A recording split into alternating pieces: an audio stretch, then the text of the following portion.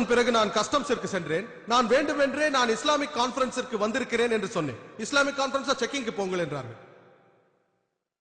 என் பையை திறந்து கேசட்டை எடுத்தார்கள். தீவிரவாதமும் ஜிஹாதும். அந்த கவரில் ஒரு பிஸ்டலின் படம். அந்த கஸ்டம்ஸ் ஆபீசர் என்னிடம் கேட்டார், உங்களுக்கு ஜிஹாதில் நம்பிக்கை உள்ளதா? ஆம், உள்ளது என்று சொன்னேன். ஏன், இயேசு கிறிஸ்துவுக்கு கூட அதில் நம்பிக்கை இருந்தது, முனைந்து செயல்படுவது. இல்லை இல்லை, நான் உங்களை கேட்க வருவது சண்டையில் நம்பிக்கை உள்ளதா? நீங்கள் பைபிளை படியுங்கள் என்றேன். பைபிளில் சண்டையை பற்றி அதிகமாக எழுதியிருக்கிறார்கள். நீங்கள் என்னாகம புத்தகத்தை படித்தீர்களே ஆனால் அதிகாரம் 31 வசனங்கள் 1 to 19, யாத்ராகமத்தை படியுங்கள் அதிகாரம் 22 வசனங்கள் 18 to 20, யாத்ராகமத்தில் அதிகாரம் 32 வசனங்கள் 27, 28 இயேசு கிறிஸ்து அவராகவே சொல்லி இருக்கிறார். லூக்கா எழுதிய சுவிசேஷத்தில் அதிகாரம் 22 வசனம் 36, வாள்களை எடுத்துக்கொண்டு போரிடுங்கள் என்று. உடனடியாக அங்கிருந்த 8 அல்லது 10 கஸ்டம்ஸ் அதிகாரிகள் ஒன்றாக சேர்ந்து கொண்டு ஒவ்வொருவராக ஒரு கேள்வி கேட்கலாமா சார் என்று ஆரம்பித்தார்கள். நான் உடனே மொபைல் போனை எடுத்து என்னை அழைத்து வந்தவரிடம், என்னை பற்றி கவலைப்படாதீர்கள், நான் இங்கு தாவா செய்து கொண்டிருக்கிறேன் என்றேன். நான் நிறைய பயணம் செய்திருக்கிறேன் மாஷா அல்லாஹ். ஆஸ்திரேலியாவிற்கும் யூகேவிற்கும் சென்றிருக்கிறேன். இறைவனின் அருளால் சில நேரம் செலவழித்திருக்கிறேன், ஆனால் மிக குறைவான நேரம் தான். ஆனால் என் நண்பர்கள் பல பேர் நிறுத்தப்பட்டிருக்கிறார்கள். நான் மும்பை பேச்சாளர்களை பற்றி பேசவில்லை, சர்வதேச அளவில் பேசக்கூடிய பேச்சாளர்களை பற்றியே பேசுகிறேன். அவர்கள் நிறுத்தப்பட்டிருக்கிறார்கள், வெளியேற்றப்பட்டிருக்கிறார்கள். அல்லாவின் அருளால் இதுவரை நான் நிறுத்தப்படவில்லை, வெளியேற்றப்படவில்லை. அதிகமாக 1 அல்லது 2 மணி நேரம் செலவழித்திருக்கிறேன். எனக்கு சந்தர்ப்பம் கிடைக்கும் பொழுதெல்லாம் அதை பற்றிக் கொள்வேன். அந்த சமயங்களில் நான் வேத வசனங்களை சொல்ல மறப்பதில்லை. நான் குரானை பின்பற்றுவேன். சூரா ஆல இம்ரான் அத்தியாயம் 3 வசனம் 64 சொல்கிறது, நமக்கிடையே உள்ள பொதுவான விஷயங்களின் பால் உடன்படுவோம். அப்படி நாம் உடன்படும் பொழுது அநேக பிரச்சனைகள் தீர்ந்து விடுகின்றது.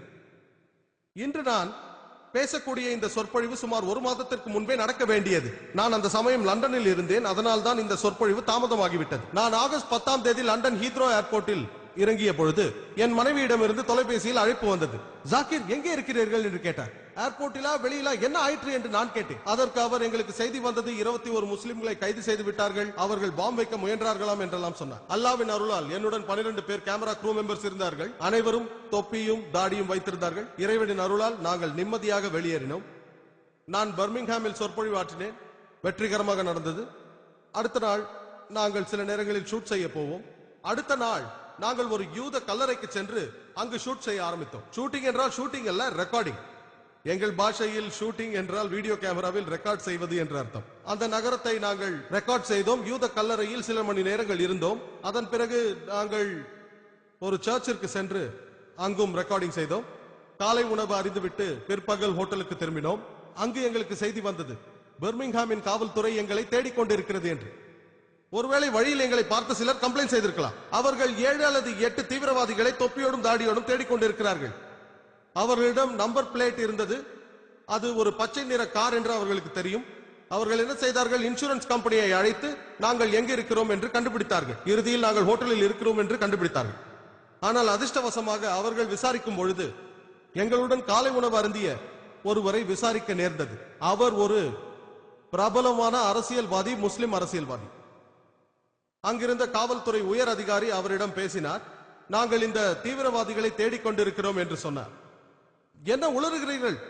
உங்களிடம் 2 மாதத்திற்கு முன்பு ஒரு டிவிடி கொடுத்தேன் அல்லவா, டாக்டர் ஜாகிர் நாயக்கை பற்றி. ஆம் என்றார். அவரேதான் இவர். ஓ, அவரேதானா? பிரச்சனை முடிந்தது.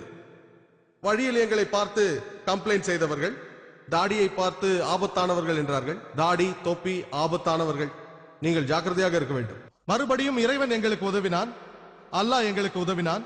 நான் பாதுகாப்பாக திரும்பி வந்துவிட்டேன். இல்லை என்றால் இங்கு சொற்பொழிவு ஆற்றிருக்க முடியாது. முஸ்லிம்கள் எதற்கும் அஞ்சக்கூடாது, சத்தியத்தை பேச வேண்டும். ஆனால் புத்திசாலித்தனமாக, ஜாக்கிரதையாக. அல்லாஹ் சொல்கிறார் சூரா அன்-நஹ்லில் அத்தியாயம் 16 வசனம் 125, உது இலா சபிலி ரப்பிக பில் ஹிக்மா வல் மௌஇஸத்தில் ஹஸ்னா வஜாதிலும் பில்லதி அஹ்சன். அறிவோடும் அழகாகவும் பேசி மற்றவர்களை இறைவனிடம் அழைக்க வேண்டும். அவர்களிடம் பேசி அவர்களுக்கு புரிய வைக்க வேண்டும், நல்ல வழியை காட்ட வேண்டும். நாம் பேசும் பொழுது அறிவோடு பேச வேண்டும். இதையெல்லாம் பார்க்கும் பொழுது நமக்கு ஒன்று தெரிய வருகிறது. அதாவது தீவிரவாதம் யாருடைய தனி உடைமை என்றால், என்னுடைய கருத்துப்படி தீவிரவாதம் அரசியல்வாதிகளின் தனி உடைமையானது. நான் அலசி ஆராய்ந்து பார்த்ததில் தீவிரவாதம் அரசியல்வாதிகளின் தனி உடைமைதான். எந்த நாட்டின் அரசியல்வாதிகளாக வேண்டுமானால் இருக்கலாம், யுஎஸ்ஏவோ, இங்கிலாந்தோ, இந்தியாவோ, அது அரசியல்வாதிகளின் தனி உடைமை. தீவிரவாதத்திற்கு காரணம் என்ன என்பதை நாம் அறிய வேண்டும். தீவிரவாதத்தை நாம் அழிக்க வேண்டும் என்றால் அடிப்படை காரணத்தை புரிந்து கொள்ள வேண்டும். ஒரு மருத்துவராக சொல்கிறேன், வெளிப்படையான சிகிச்சையில் எனக்கு நம்பிக்கை இல்லை. நன்றாக பரிசோதித்து பார்த்து கிருமியை கொல்ல வேண்டும், அதுதான் நல்ல சிகிச்சை. தீவிரவாதத்தின் காரணம் என்ன? அனுபவசாலிகள் கூறுகிறார்கள், அநீதிதான் தீவிரவாதத்தை உருவாக்குகிறது. மக்களுக்கு அநீதி இழைக்கப்படும் போது, அவர்களுக்கு தவறு நடத்தப்படும் போது அந்த மக்கள் திருப்பி தாக்குகிறார்கள். அவர்கள் தாக்குகிறார்கள். தீவிரவாதம் உருவாக இதுதான் ஒரே ஒரு காரணம். இதுதான் உண்மை. நாம் சிந்தித்தோமே ஆனால் செப்டம்பர் 11 அன்று நிகழ்ந்த நிகழ்வு, இரட்டை கோபுரங்களை தாக்கியது நியூயார்க்கில், அல்லது 7 ஜூலை லண்டனில் குண்டு வைத்தது, அல்லது 1993 மும்பையில் நடந்த குண்டுவெடிப்புகள், சமீபத்தில் நடந்த 11 ஜூலை குண்டுவெடிப்புகள், ஆப்கானில் கொல்லப்பட்ட பல்லாயிரம் பேராக இருந்தாலும் சரி, ஈராக், குஜராத், பாஸ்னியாவில் கொல்லப்பட்டவர்கள், பாலஸ்டைனில் கொல்லப்பட்டவர்கள், லெபனன், நாம் பார்த்தால் இதற்கு பின்னணியில் அரசியல்வாதிகள் தான் காரணமாக இருப்பார்கள். நான் லண்டனில் இருக்கும்போது யோசித்து பார்த்தேன், 21 இளம் முஸ்லிம்கள் ஏன் கைது செய்யப்பட்டார்கள்? அரசாங்கம் இவர்களை நாங்கள் பல மாதங்களாக தொடர்ந்து கொண்டு வருகிறோம் என்கிறது. ஆனால் இவர்களை நன்கு தெரிந்த பல பேரை நான் அங்கு சந்தித்தேன். அவர்கள் இல்லவே இல்லை, இவர்கள் சம்பந்தப்பட்டு இருக்க முடியாது என்றார்கள். இதில் என்ன தெரிகிறது? அவர்கள் காத்துக் கொண்டிருக்கிறார்கள் எப்பொழுது இந்த செய்தி வெளிவர வேண்டும் என்று. அந்த நேரத்தில் இஸ்ரேல் லெபனனை தாக்கிக் கொண்டிருந்தது. ஆயிரக்கணக்கான மக்கள் கொல்லப்பட்டார்கள். இங்கிலாந்து மறுப்பு தெரிவித்தது. அதனால் அதை திசை திருப்புகிறார்கள். ஏர்லைன்ஸை தாக்க நினைத்த 21 முஸ்லிம்ஸ் கைது செய்யப்பட்டார்கள். அது ஒரு பெரிய செய்தி. இதை கேட்ட மக்கள் லெபனனில் கொல்லப்படுகிற ஆயிரக்கணக்கான பேரை மறந்து விடுகிறார்கள்.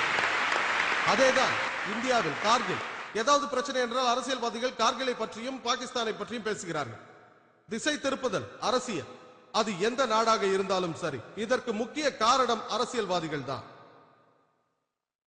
நம் நாட்டை பற்றி தெரியும். 60 ஆண்டுகளுக்கு முன்பு வெள்ளையர்கள் ஆண்டார்கள். அவர்கள் பிரித்தாலும் சூழ்ச்சியையே கடைபிடித்து வந்தார்கள். 50 ஆண்டுகளுக்கு முன்பு நமக்கு சுதந்திரம் கிடைத்தது. ஆனால் துரதிருஷ்டவசமாக அவர்கள் சென்றாலும் அவர்கள் சூழ்ச்சியை விட்டுவிட்டார்கள். நம் இந்திய அரசியல்வாதிகள் பிரித்தாலும் சூழ்ச்சியை தொடர்ந்து வருகிறார்கள். ஓட்டு வங்கிக்காக அவர்கள் இதை செய்து வருகிறார்கள். ஆவணங்களை பார்த்தோமேயானால் எந்த நாட்டில் அதிக கலவரங்கள் என்று பார்த்தால் உலகிலேயே அதிகமாக இந்தியாவில் தான் நடக்கிறது. வாரத்திற்கு ஒரு முறையாவது மத கலவரம் நடக்கிறது. மாபெரும் நாடான நம் நாட்டில், மிக சிறந்த மதங்கள் இருக்கும் நாட்டில் அதிகப்படியான கலவரங்கள் மத கலவரங்கள். இதற்கு காரணம் யார் என்று பார்த்தோமேயானால் நேரடியாகவோ மறைமுகமாகவோ அரசியல்வாதிகள் தான். ஓட்டு வங்கிக்காக, பணத்திற்காக, அதிகாரத்திற்காக இதையெல்லாம் செய்கிறார்கள். இல்லை என்றால் சாதாரணமாக நான் நிறைய முஸ்லிம் அல்லாதவர்களை சந்திக்கிறேன். அது என் வேலை, என் ப்ரொஃபஷன். நான் சமயங்களை ஒப்பு நோக்கி ஆராயும் மாணவன். நான் பலவிதமான மக்களை சந்திக்கிறேன். சாதாரண ஒரு இந்தியன், இந்துவாக இருந்தாலும் சரி, முஸ்லிமாக இருந்தாலும் சரி, அவர்கள் விரும்புவது ஒருவருக்கொருவர் அன்போடு வாழ வேண்டும். அவர்கள் விரும்புவது அமைதியைத்தான். நம்மிடையே வித்தியாசங்கள் இருக்கலாம், ஆனால் சண்டை போட விரும்பவில்லை. ஆனால் அரசியல்வாதிகள் விரும்புகிறார்கள். இதை எல்லாம் இந்த அரசியல்வாதிகள் தான் செய்கிறார்கள். தங்களது ஓட் பேங்கை நிரப்ப மதங்களுக்கு இடையே வெறுப்பை ஏற்படுத்துகிறார்கள். இதுவரை நடந்த எல்லா கலவரங்களையும் பார்த்தோமேயானால் நேரடியாகவோ மறைமுகமாகவோ அவர்கள் தான் காரணம். நமக்கு தெரியும், அதாவது சில வருடங்களுக்கு முன்பு ஒரு அரசியல் நாடகம் நடந்தது.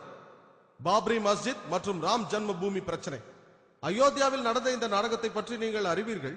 அரசியல்வாதிகள் இந்த நாடகத்தை ஆரம்பிப்பதற்கு முன்பு எத்தனை இந்துக்களுக்கோ முஸ்லிம்களுக்கோ இந்த ராம் ஜன்ம பூமி பாப்ரி மஸ்ஜிதை பற்றி தெரியும்?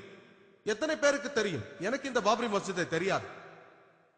நான் சாதாரண இந்துவை கேட்ட பொழுது அவருக்கும் இதை பற்றி தெரியாது. அரசியல்வாதிகள் இந்த நாடகத்தை நிறைவேற்றிய பிறகுதான் எல்லோருக்கும் தெரிய வந்தது. நாம் எல்லோருக்கும் தெரியும், 6ஆம் தேதி டிசம்பர் 1992 அந்த இடத்தில் ஒரு பெரிய கூட்டமும் ஊர்வலமும் நடத்தப்பட்டது. சுப்ரீம் கோர்ட் உத்தரவிட்டு இருந்தது, சர்ச்சைக்குரிய இடத்தில் எந்த கூட்டமும் நடத்தக்கூடாது என்று. அரசியல்வாதிகளின் ஒரு சிலர் அரசியல் நாடகத்தை நடத்தினார்கள். ராம் ஜன்ம பூமி மற்றும் பாப்ரி மஸ்ஜித் பிரச்சனையை கிளப்பினார்கள். டிசம்பர் 6ஆம் தேதி அங்கு கூட தீர்மானித்தார்கள். ஆளும் கட்சியினருக்கு நன்றாக தெரியும் உச்ச நீதிமன்றத்தின் தடை இருக்கிறது என்று. அவர்கள் எளிதாக அந்த கூட்டத்தை தடுத்திருக்கலாம், எளிதாக. ஆனால் யோசித்தார்கள், நான் தடுத்தால் ஓட்டை இழக்க வேண்டியிருக்கும், அதனால் கூட்டத்தை நடக்க அனுமதிக்கிறார்.